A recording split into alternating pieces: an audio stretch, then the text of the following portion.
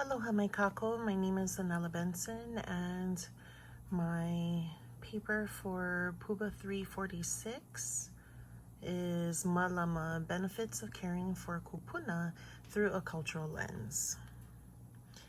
Essentially, the topic that I was addressing was caring for residents in a CCRC facility from a management perspective.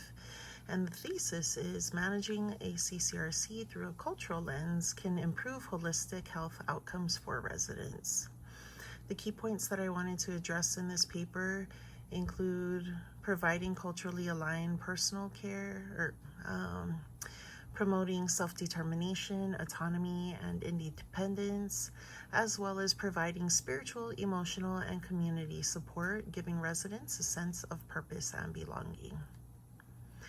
So when it pertains to culturally aligned personalized care, essentially a cultural foundation for a continuing care retirement community provides personalized care that aligns with the cultural values and practices of each individual resident. Many indigenous cultures have their traditional forms of medicinal herbs and remedies, as well as spiritual traditions that were used specifically for healing physical ailments. These cultural practices can supplement Western medicine if or when applicable, or it can replace traditional Western medicine depending on the beliefs and wishes of the resident. For instance, Chinese herbs, acupuncture, and Qigong are all methods of healing that could be used independently or in tandem, even with Western medicine, to address chronic conditions such as diabetes, hypertension, and liver disease. The second point addressed promoting self-determination, autonomy, and independence. A cultural foundation for a continuing care retirement community promotes self-determination, autonomy, and independence. Many indigenous groups have spiritual beliefs that are rooted in self-determination, which enables their patients to maintain their independence and take ownership of the decisions regarding their personal health. Such beliefs foster a sense of reverence for their autonomy by themselves as well as their loved ones, healthcare providers, and other stakeholders, giving them the sense of dignity and respect they deserve. A prime example would be religions that do not allow surgeries or treatments that would be considered invasive to their bodies.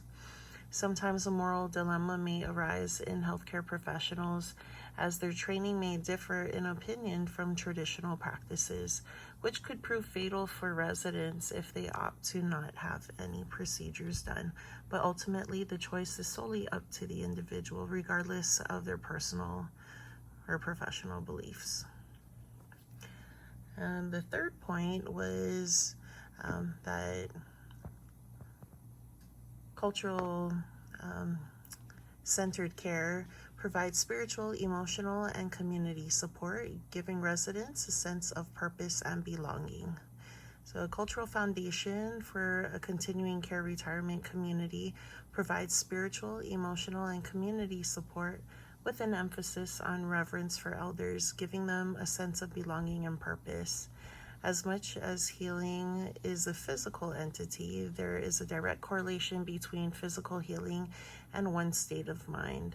Whether it be from spiritual beliefs or simply optimism, the mind is a powerful tool in the healing capacity of patients. Two individuals could be given the same diagnosis for a terminal illness, such as cancer, but the mindsets of the individuals could determine how they will respond to their treatments and heal themselves.